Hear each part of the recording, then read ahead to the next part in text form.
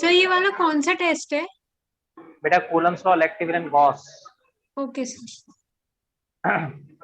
अनन्या पालीवाल 92, उत्कर्ष अग्रवाल 80, अनुष्का लोधी 100,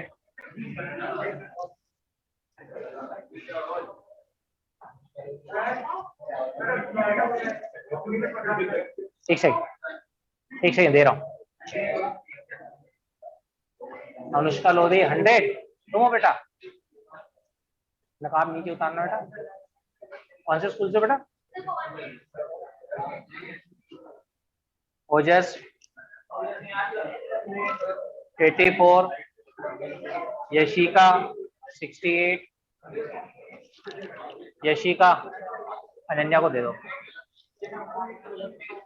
कृष्णा अग्रवाल 88, सनीता कुलश्रेष्ठ 72, रिद्धि सोलंकी 96, देवांश शर्मा 100,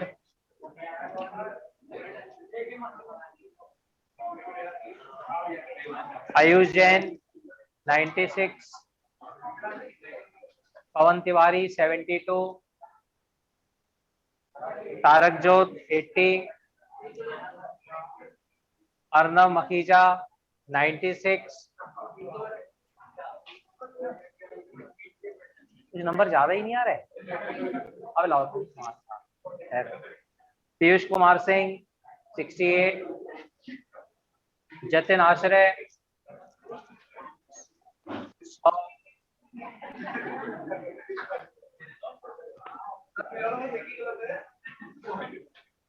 गौरव Shukla 88, Kanishka Singh 84, Shahnawaz 96, arc 72, तन्मय जैन 88, यशवीर 72,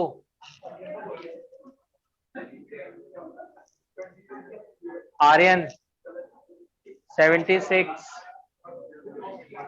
सुहानी 72, कनक 100,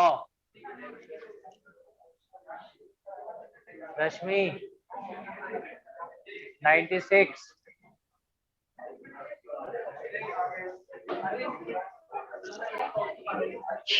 शौर्य 88, करण जग्गी, देव चौधरी,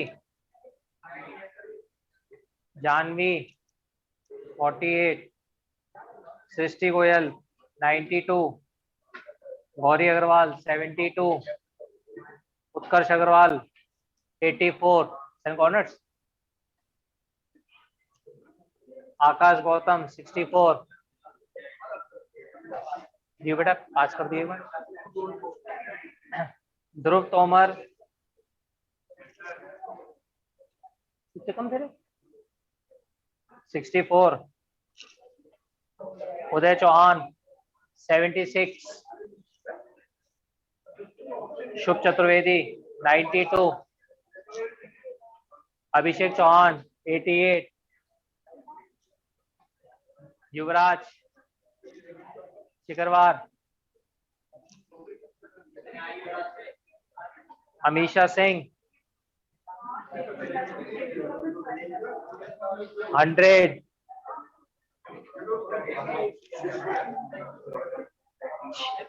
तानिया शर्मा 100, श्रीजा सिंह 92। चलो सबके हो गए बेटा? लगता है पेपर बनाना ही पड़ेगा तुम्हारा, बहुत हो गए 100 में। चलिए तुम लोगों ने तो डरा दिया इतने जनों के 100।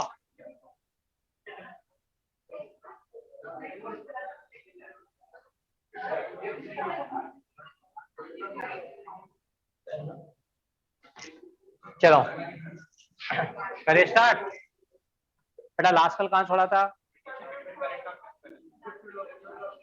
ड्रिफ्ट वेलोसिटी और करंट इलेक्ट्रिसिटी।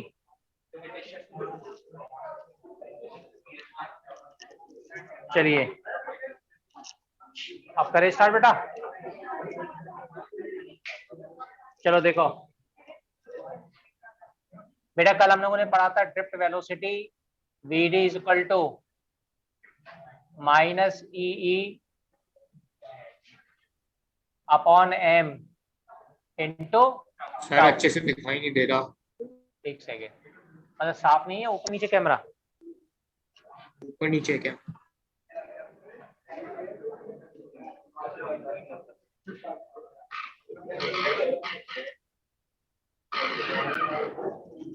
अब ठीक है बेटा? सर रिफ्लेक्शन आ रही है सर। रिफ्लेक्शन आ रही है? आज ये रोज आती है? हाँ सर आज ही आ रही है सर, लाइट दिख रहा है बहुत। ऊपर से बहुत ज्यादा लाइट आ रही है। एक सेकंड एक सेकंड, अब देखो अब बहुत बेटर है सर। सही हो गया सर, सही हो गया, कैमरा खराब हो गया। चलिए Vd is equal to minus E upon M into tau, drift velocity, electric field, electronic charge, mass of electron, relaxation time.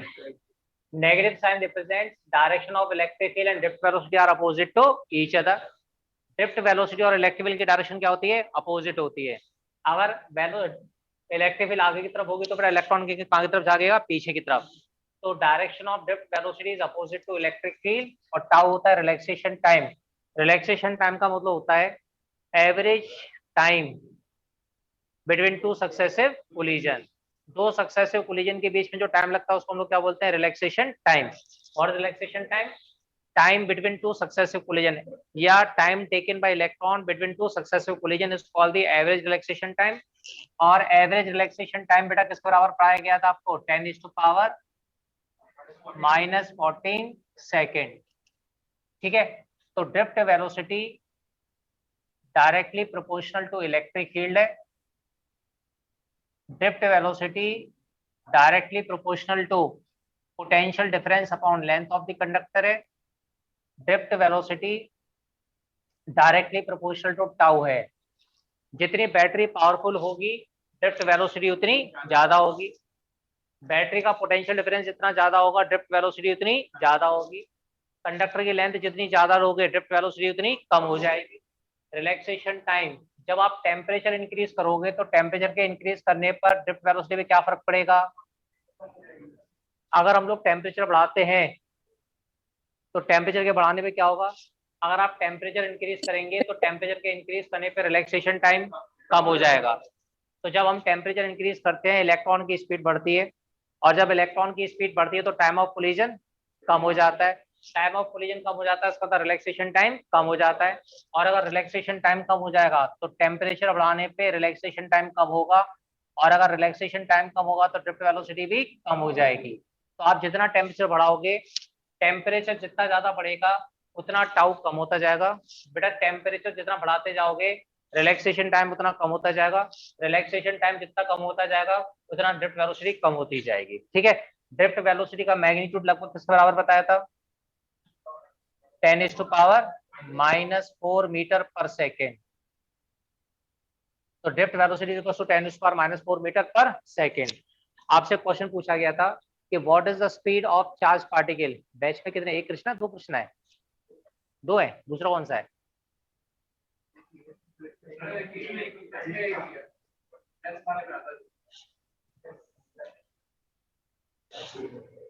Vd is equal to 10⁻⁻4 metre per second. ठीक है, तो ड्रिफ्ट वेलोसिटी। अच्छा, what is the path of electron in the absence of electric field in the conductor. Electron बेटा conductor के अंदर किस path पे भागता है? Electron travels in straight line between two successive collision. Conductor के अंदर इलेक्ट्रॉन स्ट्रेट लाइन पाथ पर मूव करता है जब बैटरी कनेक्ट नहीं होती है, और जब बैटरी कनेक्ट कर लेते हो तो किस पाथ पर मूव करता है? पैराबोलिक पाथ या कर्व्ड पाथ। किस पाथ पे बेटा? पैराबोलिक पाथ या फिर कर्व्ड पाथ। अच्छा, although speed of drift velocity is very small, but even then very large currents are obtained at the instant. Why? Drift velocity का magnitude इतना कम होने के बावजूद भी हम लोगों को करंट एट द इंस्टेंट इतने सारे मिल जाते हैं। क्यों? क्योंकि फ्लो ऑफ करंट कैसा इफेक्ट होता है? Electromagnetic effect. जैसे ही आप लोग स्विच को ऑन करते हो एकदम इलेक्ट्रिक फील्ड सेटअप हो जाती है, और इलेक्ट्रिक फील्ड के सेटअप होते ही करंट हमें कैसे मिल जाता है? Eight the instant. Flow of electric current is an electromagnetic effect. ये लिखा चुका हूं मैं। Flow of current is an electromagnetic effect which travels with the speed of light. That is why current is obtained at the instant. Current का जो flow होता है वो एक इलेक्ट्रोमैग्नेटिक इफेक्ट होता है जो हमें एट द इंस्टेंट करंट मिल जाता है। तो flow of current is an electromagnetic effect, that is why current is are obtained at the instant. ठीक है। अच्छा, number of free electrons per unit volume कितना होता है? What is the order of the number of free electrons per unit volume? What is the order of number of free electrons per unit volume? Number of free electrons per unit volume कितने होते हैं किसी भी conductor के अंदर? चलो उधर देखो।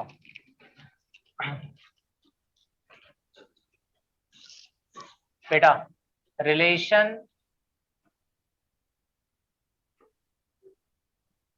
बिटवीन करंट एंड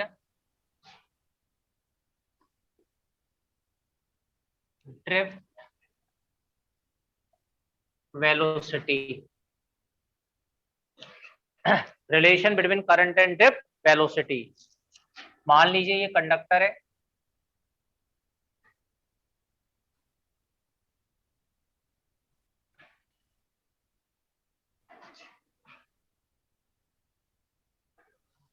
ठीक है।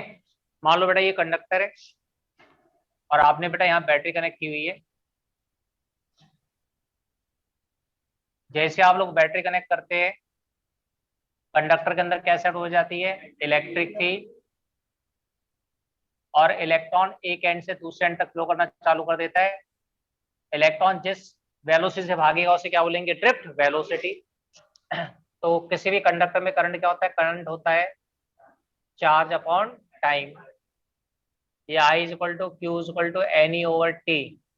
N क्या है? Number of free electrons per unit. ठीक है, तो N यहाँ पर नंबर ऑफ फ्री इलेक्ट्रॉन्स है। N क्या होता है यहाँ पर? Number of free electrons. मान लीजिए कंडक्टर के अंदर N रिप्रेजेंट कर रहा है number of free electrons per unit volume, और वॉल्यूम किसका होगा कंडक्टर का? Area of cross section into length. Suppose small n is representing the number of free electrons per unit volume. Suppose small n is representing the number of free electrons per unit volume. तो number of free electrons per unit volume हो जाएगा area into length. तो number of free electrons कितने हो गए यहाँ से? बेटा, number of free electrons in the conductor will be equal to NaL। number of free electrons in the conductor will be equals to NaL. So N is representing the number of free electrons per unit volume. Volume होता है area of cross section into length, तो number of free electrons हो गया NaL। तो यहाँ पर अगर आप I की वैल्यू रखोगे तो करंट हो गया, नंबर ऑफ फ्री इलेक्ट्रॉन्स कितना हो गया? NaL। Electronic charge E divided by time. बेटा, इलेक्ट्रॉन को इस वाले एंड से इस वाले एंड तक आने में कितना टाइम लगेगा? Time, distance upon speed. Speed कितनी है? Vd drift velocity. L cell cancel out. Current हो गया I is equal to NeA/Vd। This is the relation between current and drift velocity.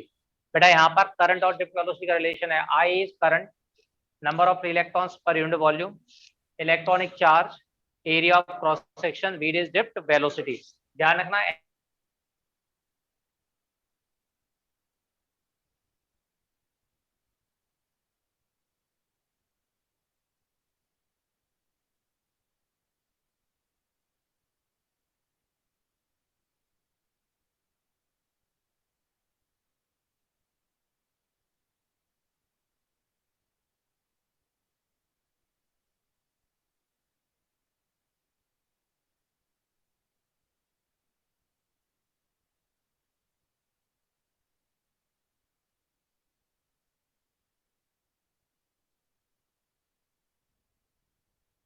area of cross section into drift velocity will always be constant. तो अगर मान लीजिए area of cross section को double कर दें तो ड्रिफ्ट वेलोसिटी कितनी हो जाएगी? अगर एरिया ऑफ क्रॉस सेक्शन को डबल कर दें तो ड्रिफ्ट वेलोसिटी पे क्या फर्क पड़ेगा? इस मटेरियल के मुकाबले इस तार की अगर area of cross section double हो गई तो ड्रिफ्ट वेलोसिटी पे क्या फर्क पड़ेगा? तो इतनी देर अगर इस तार का area of cross section double है तो ड्रिफ्ट वेलोसिटी पे क्या फर्क पड़ेगा बेटा? डबल। इसका एरिया ए मान लीजिए, drift velocity V D, area कितना है? डबल। तो ड्रिफ्ट वेलोसिटी पे क्या फर्क पड़ेगा? ड्रिफ्ट वेलोसिटी हो जाएगी आधी। तो drift velocity will reduces to half. Drift velocity will reduces to half. जो ड्रिफ्ट वेलोसिटी होगी वो पहले के मुकाबले कितनी हो जाएगी? आधी हो जाएगी। The value of drift velocity will reduces to half. जो ड्रिफ्ट वेलोसिटी हो जाएगी बेटा वो आधी हो जाएगी। क्या हो जाएगी? आधी। ठीक है, आ गया? तो बेटा drift velocity will reduces to half, तो जो ड्रिफ्ट वेलोसिटी होगी बेटा वो आधी हो जाएगी। ठीक है, तो current I is equal to NEAVD। I is representing the current, number of free electrons per unit volume, electronic charge, area of cross section, drift velocity. तो किसी भी गिवन मटेरियल के लिए अगर करंट कांस्टेंट है, इस वाले क्वेश्चन को देख लो, ये 2 बार आ चुका है।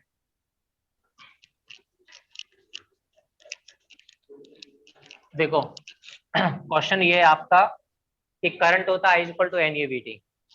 अगर 2 कंडक्टर है, पहला कंडक्टर उसके साथ सीरीज में दूसरा कंडक्टर,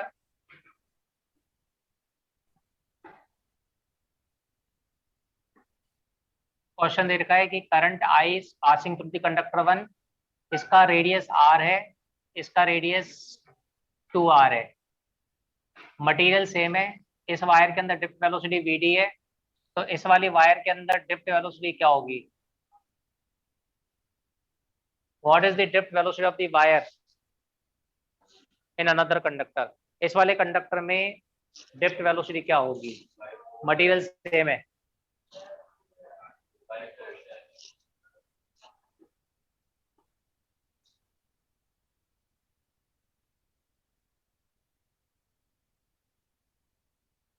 चारों ना।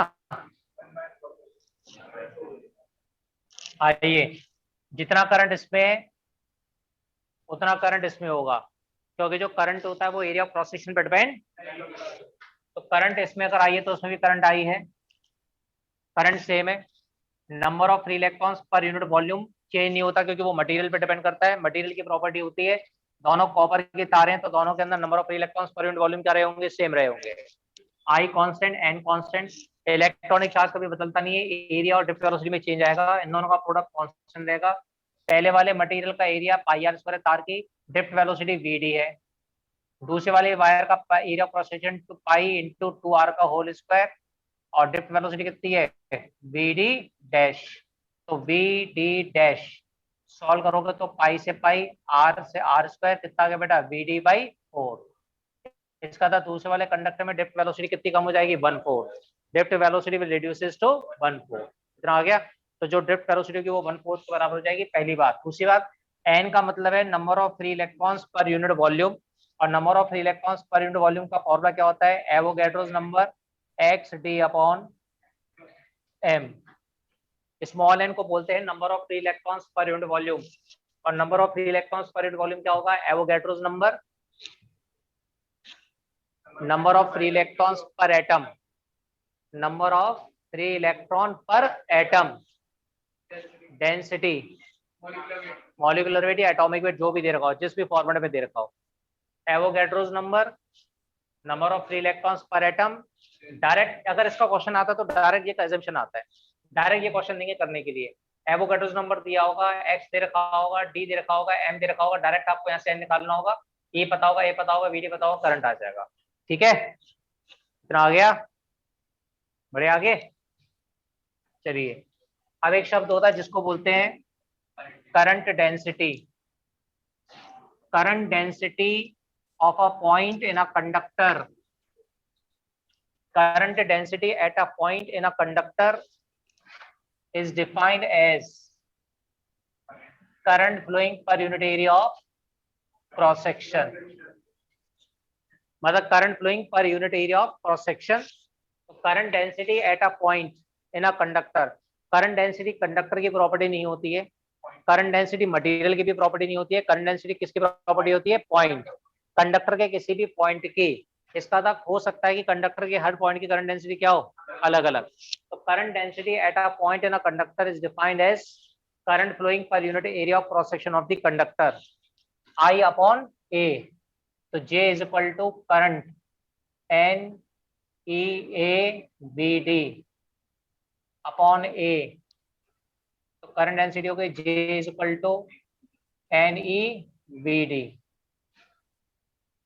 तो current density J is equal to N E V D भी होता है, या current density J is equal to I upon A भी होगा, जो आपको सही लगे। तो current density J is equal to N E V D या current density is equal to I upon A। Current density मान ली बेटा ये कंडक्टर है जिसका एरिया क्रॉस सेक्शन लगातार चेंज होता जा रहा है। अगर आपसे ये पूछा जाए कि किस क्रॉस सेक्शन का किस पॉइंट पर करंट डेंसिटी ज्यादा है, जैसे ये पॉइंट है P और ये पॉइंट है Q, तो Q और P पॉइंट को अगर कंपेयर करवाए तो किस पॉइंट की करंट डेंसिटी ज्यादा है? क्योंकि जिसका एरिया क्रॉस सेक्शन कम होगा वहां की करंट डेंसिटी। अच्छा, क्योंकि दोनों पॉइंट पे करंट क्या रहेगा? क्योंकि करंट जो होता है वो एरिया क्रॉस सेक्शन पर डिपेंड नहीं करता, क्योंकि करंट यहाँ पर भी वही है, यहाँ पर भी वही है, परंतु यहाँ का एरिया क्रॉस सेक्शन कम है। तो जब यहाँ का एरिया क्रॉस सेक्शन कम होगा तो यहाँ पर करंट डेंसिटी ज्यादा। इतना आ गया। तो करंट डेंसिटी किस पर डिपेंड करेगा? इन फैक्टर्स पर डिपेंड करेगा। ठीक है, तो current density J is equal to NEVD या current density is equal to J is equal to I upon A। Now what is the proof of Ohm's law? आप सब लोगों को पता है, रेजिस्टेंस क्या हम लोगों ने पढ़ा हुआ है? हाँ भाई, करंट क्या होता है? I is equal to NEAVD। तो current is equal to NEA capital E upon M into tau. Capital E क्या होता है? Electric field. बेटा किसी भी कंडक्टर के क्रॉस इलेक्ट्रिक फील्ड और पोटेंशियल डिफरेंस का क्या रिलेशन होता है? NE square A upon M V upon L into tau. तो ये वाला रिलेशन समझ में आया? करंट होता है I is equal to NEVD, NE area of cross section A, VD drift velocity. Drift velocity क्या पड़ी है? Small e capital E upon M into tau. और इलेक्ट्रिक फील्ड क्या होती है? Potential difference upon length of the conductor. याद है relation? Electric field potential difference upon length of the conductor. याद है? नहीं है? अरे is equal to V by D।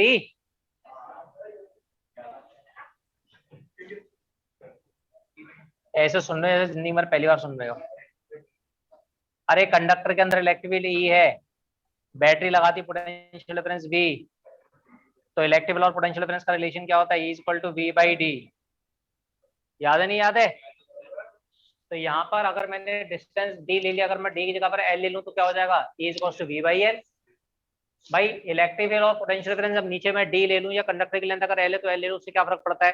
Plates के बीच में डिस्टेंस हम D लेते हैं तो मैं D लिखता हूँ, अगर कंडक्टर की लेंथ L होती है तो हम क्या लिखेंगे? L लिखेंगे। अबे चश्मा पहन ले वे, चश्मा पहन। दिखाई दे नहीं रहा, पर वहां से बैठ के लगातार इतने दिनों से देख रहा हूँ और आगे खराब कर लेगा। E is equal to V upon D। ठीक है, समझता है ना क्या कीमत है इसकी? जिन चीजें जो फोकट में चीजें मिल रही है ना उसकी कीमत नहीं है। हर एक चीज अरबों रुपए की है बेटा, चली गई तो फिर कभी मिलेगी भी नहीं और उनकी कदर नहीं है। और जी 40 रुपए का मोबाइल घर पड़े तो साले यहीं पे प्राण हत्या आत्महत्या कर लेंगे, यहीं से जंप लगा के। समझ गया? तभी तो हमारे प्रधानमंत्री जी गए कहाँ पे? एप्पल का फोन की कंपनी की बैंड बजाने के लिए, वहां से कंपनी को लेके आ रहे हैं। आईफोन यहाँ पर चलेगा डाईफोन, डाईफोन फोन के लिए मर। चलो E is equal to V upon D। तो करंट हो गया बेटा I is equal to NEVD। ठीक है ना सबरत? सब तेरे लिए हो रहा है बेटा, ध्यान रखियो। तुम जैसे बच्चों के लिए उज्जवल भविष्य के लिए इतनी मेहनत की जा रही है।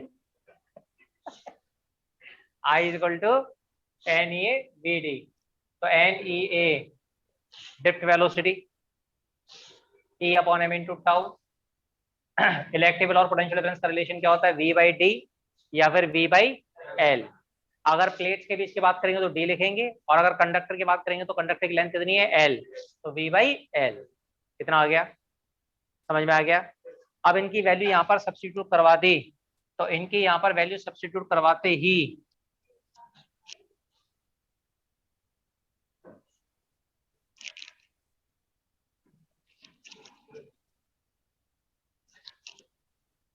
चलिए देखिए, जैसे इसके यहाँ पर बेटा वैल्यू सब्स्टिट्यूट करवाओगे तो ये रिलेशन आ जाएगा। अब आपको पता है V कितना होता है, आई आर, तो R कितना हो गया बेटा, V upon I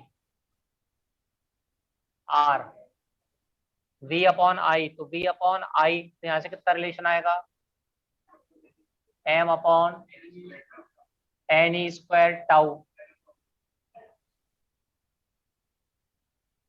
R is equal to M upon N E square tau L by A. R is equal to M upon N E square tau L by A. इतना आ गया। अब देखिए ये आ गया हमारा रेसिस्टेंस का फॉर्मूला। अब ये रेसिस्टेंस क्यों कांस्टेंट होता है, ओम्स लॉ क्यों कहता है कि R कांस्टेंट है, M किसका मास होता है, जो कभी बदलेगा नहीं। कंडक्टर की लेंथ बदलने से रही, एरिया ऑफ क्रॉस सेक्शन बदलने से रहा, number of free electrons per unit volume बदलने से रहे, इलेक्ट्रॉनिक चार्ज बदलने से रहा। सिर्फ क्या वेरिएबल है, टाउ। टाउ किस पर डिपेंड करता है, टेम्परेचर पे। अगर हमने टेम्परेचर ही चेंज नहीं किया तो आर की वैल्यू क्या हो जाएगी। इसलिए ओम्स लॉ को डिफाइन करते समय बोला जाता है provided temperature should remain constant. अगर टेम्परेचर कांस्टेंट हो गया, अगर टेम्परेचर कांस्टेंट है तो टेम्परेचर के कांस्टेंट होते ही टाउ भी कांस्टेंट हो जाएगा, और अगर टाउ भी कांस्टेंट हो गया तो आर भी क्या हो जाएगा, कांस्टेंट, और ये क्या बन जाएगा, ओम्स लॉ। अब आपको पता है रेसिस्टेंस क्या होता है, रो एल अपॉन ए। अगर दोनों को कंपेयर करवाए तो रो की वैल्यू कितनी आई, M upon N E square tau, तो rho is equal to M upon N E square tau. Tau को क्या बोलते हैं, ठीक है, और रो को क्या बोलते हैं, रेसिस्टिविटी। रेसिस्टेंस और रेसिस्टिविटी में क्या फर्क है, रेसिस्टेंस कंडक्टर का होता है, जबकि रेसिस्टिविटी क्या होता है, रेसिस्टेंस ऑफ यूनिट लेंथ। क्या होता है, रेसिस्टेंस ऑफ यूनिट लेंथ। बेटा रो का मतलब है रेसिस्टिविटी, रेसिस्टिविटी का मतलब होता है resistance of unit length and unit area of cross section. Resistance of unit length and unit area of cross section, ध्यान रखना। अगर आप किसी भी कंडक्टर को मोल्ड करते हो, फोल्ड कर देते हो, कैरेक्टरिस्टिक प्रॉपर्टी चेंज कर देते हो उसके शेप और साइज की, तो रेसिस्टेंस तो हर कंडीशन में चेंज होता चला जाएगा, परंतु कौन सी चीज चेंज नहीं होगी, resistivity only depends upon temperature and material independent of dimension. Resistivity is independent of dimension, only depends upon material and temperature. आ गया, ठीक है, बढ़े आगे।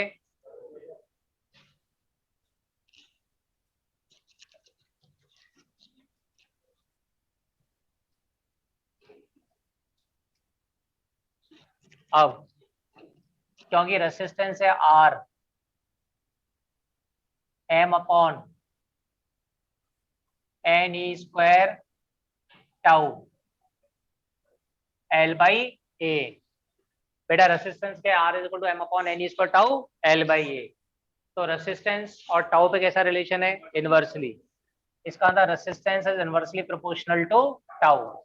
तो what is the effect of temperature. अगर हम किसी भी मेटेलिक बॉडी के लिए या मेटेलिक कंडक्टर के लिए जैसे जैसे टेम्परेचर बढ़ाते जाएंगे, जैसे जैसे टेम्परेचर बढ़ेगा वैसे वैसे रिलैक्सेशन टाइम कम होता जाएगा, जैसे जैसे रिलैक्सेशन टाइम कम होता जाएगा रेसिस्टेंस। तो what is the effect of temperature on resistance for metallic conductors. For metallic conductors की बात हो रही है सिर्फ अभी। मेटेलिक कंडक्टर्स के लिए जो रेसिस्टेंस होता है वो इनवर्सली प्रोपोर्शनल टू टाउ होता है। For metallic conductors resistance is inversely proportional to tau. Metallic conductors के लिए जो रेसिस्टेंस होता है वो टाइम पीरियड के इनवर्सली प्रोपोर्शनल होता है, रिलैक्सेशन टाइम के इनवर्सली प्रोपोर्शनल होता है। तो with increase of temperature relaxation time decreases and with the decrease of relaxation time the resistance will increases. समझ में आ गया। तो Therefore, we are on the conclusion that with increase of temperature, resistance of metallic conductor will increases. तो जैसे जैसे आप लोग टेम्परेचर बढ़ाते हैं, टेम्परेचर के बढ़ाने पे रिलैक्सेशन टाइम कम होता है, रिलैक्सेशन टाइम के कम होने पे रेजिस्टेंस बढ़ता है। इसका मतलब जैसे जैसे टेम्परेचर बढ़ाते जाओगे वैसे वैसे मेटेलिक कंडक्टर का रेजिस्टेंस बढ़ता जाएगा। तो टेम्परेचर बढ़ाने पे मेटेलिक रेजिस्टेंस बढ़ता जाएगा, इसलिए RT is equal to R0 1 plus alpha del T. RT is equal to R0 1 plus alpha delta T. ये है रेसिस्टेंस का formula with the variation of temperature. ये फॉर्मूला हमें बताता है कि रेसिस्टेंस टेम्परेचर के हिसाब से कैसे वेरी करता है। जैसे जैसे टेम्परेचर बढ़ाते जाएंगे वैसे वैसे रेसिस्टेंस भी चेंज होता जाएगा। R0 है resistance at 0 degree centigrade, RT है resistance at T degree centigrade, delta T change in temperature मतलब T minus 0 final minus initial. यहाँ पर मैंने डेल्टा टी लिखा हुआ, ठीक है, ध्यान रखना। अब इस वाले केस में तो मैं यहाँ टी भी लिख सकता था क्योंकि फाइनल टेम्परेचर क्या है यहाँ पर T, इनिशियल क्या है 0, तो T माइनस 0 वैसे भी क्या होता है 0। और अगर अलग अलग टेम्परेचर की बात करेंगे तो क्या हो जाएगा T2 माइनस T1। तो RT R0 1 plus alpha delta T, resistance at T degree centigrade, resistance at 0 degree centigrade, change in temperature. Alpha को क्या बोलते हैं? Alpha is called temperature coefficient of resistance. What is alpha? Temperature coefficient of resistance. तो alpha को बोलते हैं temperature coefficient of resistance. What is alpha? Temperature coefficient of resistance. बेटा alpha is defined as the temperature coefficient of resistance. यहाँ से alpha कितना आएगा? RT R0. What is alpha? Temperature coefficient of resistance. मतलब क्या होता है? Change of resistance पर unit original resistance per degree change in temperature. इसका मतलब क्या हुआ? 1 डिग्री टेम्परेचर के बदलने पर जितना रेसिस्टेंस के अंदर वेरिएशन आता है, 1 डिग्री टेम्परेचर के चेंज करने पर जितना रेसिस्टेंस के अंदर वेरिएशन आता है उसको हम लोग क्या बोलते हैं? अल्फा। क्या बोलते हैं? Alpha. Change of resistance per unit original resistance per degree change of temperature. 1 degree temperature के चेंज करने पर जितना रेसिस्टेंस के अंदर वेरिएशन आएगा उसको क्या बोलेंगे? अल्फा। अगर मैं लिखता हूं कि अल्फा की वैल्यू पॉजिटिव है, इसका मतलब रेसिस्टेंस बढ़ रहा है या कम हो रहा है?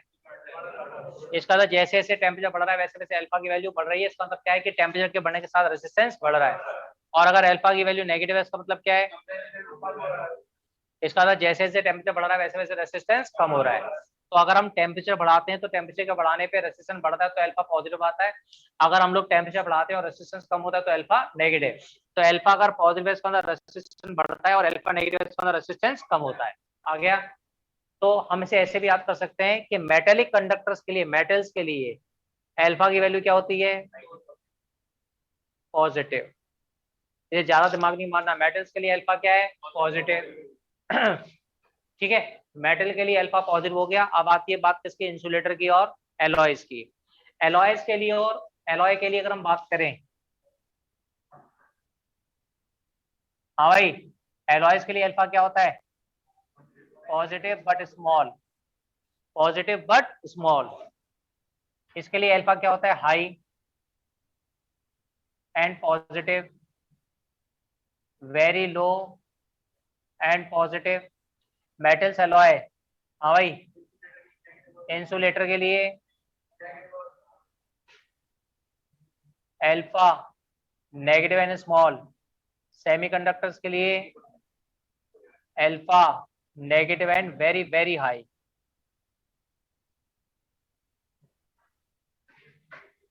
ठीक है, आ गया? ठीक है, टेम्परेचर बढ़ाओगे रेसिस्टेंस बढ़ेगा। टेम्परेचर बढ़ाओगे रेसिस्टेंस बढ़ेगा, परंतु बहुत ही कम। टेम्परेचर बढ़ाओगे रेसिस्टेंस कम होगा। सेमीकंडक्टर का जैसे जैसे टेम्परेचर बढ़ाते जाओगे उसी प्रोपोर्शन में काफी तेजी से रेसिस्टेंस कम होता चला जाता है। क्यों? जब हम सेमीकंडक्टर को गर्म करते हैं, जनरली रेसिस्टेंस कैसे वेरी करता है? Inversely proportional to tau. परंतु सेमीकंडक्टर के लिए जो रेसिस्टेंस होता है वो इनवर्सली प्रोपोर्शनल टू टाउ के साथ साथ इनवर्सली प्रोपोर्शनल टू क्या होगा? एन भी होता है। Resistance inversely proportional to tau के साथ साथ resistance inversely proportional to N भी होता है। एन क्या होता है? Number of free electrons per unit volume. बेटा एन का मतलब है number of free electrons per unit volume. तो resistance inversely proportional to tau, resistance inversely proportional to n, where n is representing the number of free electrons per unit volume। कितना आ गया? समझ में आ गया? तो resistance inversely proportional to tau, resistance is inversely proportional to n, number of free electrons per unit volume। Metallic bodies के लिए n की वैल्यू चेंज नहीं होती है, और सेमीकंडक्टर के लिए ये काफी तेजी से चेंज होता है। मेटल के लिए n चेंज नहीं होता, एलॉयज के लिए n चेंज नहीं होता। इंसुलेटर के लिए और सेमीकंडक्टर के लिए काफी तेजी से चेंज होता है। इंसुलेटर के लिए एन के अंदर वेरिएशन बहुत ना के बराबर होता है, इसे कंसिडर नहीं करते। पर जब सेमीकंडक्टर की बात आती है तो सेमीकंडक्टर को गर्म करते ही करोड़ों की क्वांटिटी में बॉन्ड टूट जाते हैं, और जितने जबरदस्त बॉन्ड टूटेंगे number of free electrons per unit volume free हो जाएंगे, और जितने number of free electrons per unit volume ज्यादा होते जाएंगे वैसे वैसे रेसिस्टेंस वैल्यू। समझ में आया? समझ में आ गया? तो larger the value of N, N जितना बढ़ाते जाओगे larger the value of N, capital R will go on decreasing. तो N is representing the number of electrons per unit volume. N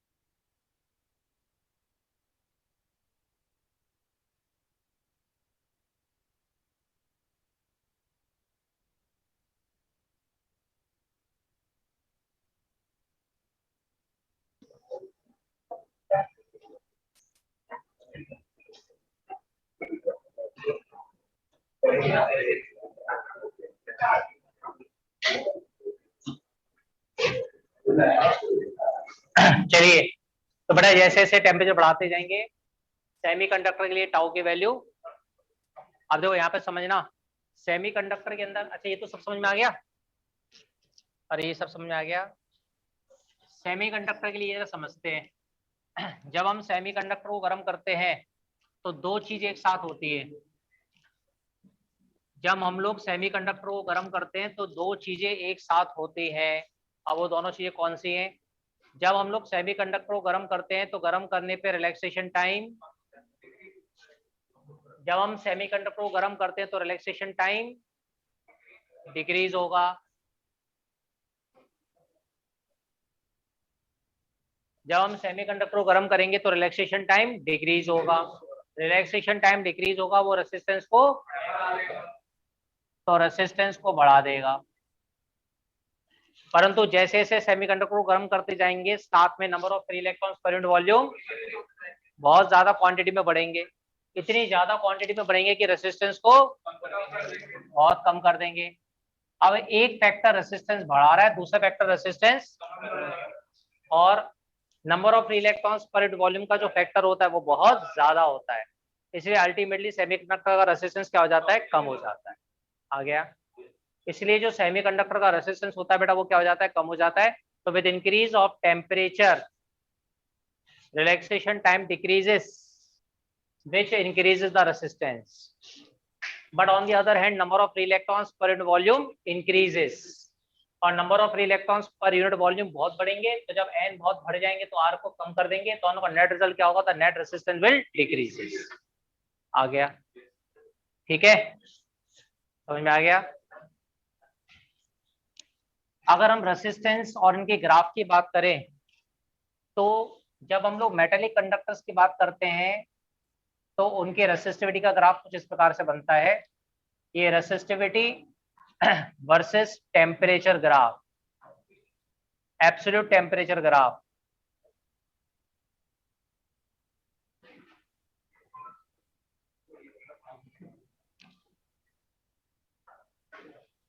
ये किसके लिए ग्राफ है बेटा, मेटेलिक कंडक्टर्स के लिए।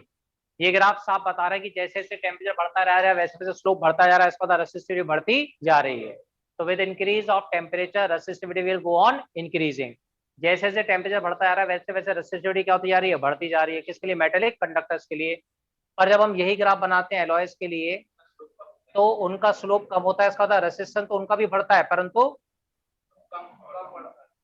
कम बढ़ता है। इसका मतलब जब हम लोग रेसिस्टिविटी की बात करते हैं एलॉयज के लिए तो उनका भी रेसिस्टेंस बढ़ता है परंतु काफी धीरे बढ़ता है, मेटेलिक कंडक्टर्स का काफी तेजी से बढ़ता है। और रही बात किसकी, सेमीकंडक्टर्स की, तो सेमीकंडक्टर्स को गर्म करने पर उनका रेसिस्टेंस काफी तेजी से कम होता है एक्सपोनेंशियली। ये ग्राफ इसके लिए हो गया semiconductor, this graph is for semiconductor. तो बेटा ये वाला जो ग्राफ होगा किस लिए होगा, सेमीकंडक्टर्स के लिए, ठीक है। मेटेलिक कंडक्टर्स, इन दोनों का स्लोप चेक कर, इसका स्लोप काफी ज्यादा है, इसका स्लोप काफी कम है, और ये resistivity versus temperature graph inversely proportional. इतना आ गया, आ गया, बढ़िया, आगे ठीक बेटा।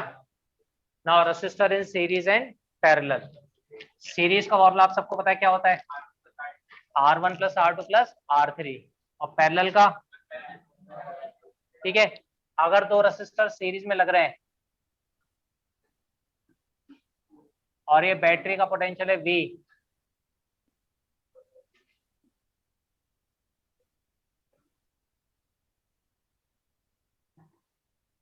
पहले वाले के क्रॉस पोटेंशियल डिफरेंस कितना होगा, V1, दूसरे वाले के क्रॉस V1 कितना होगा, पोटेंशियल डिफरेंस क्या होता है, V = IR। हाँ भाई IR क्या होगा बताओ, R1 / R1 + R2 × V।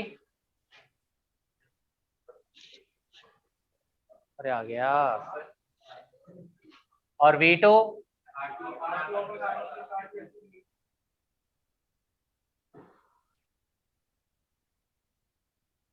× V, ठीक है।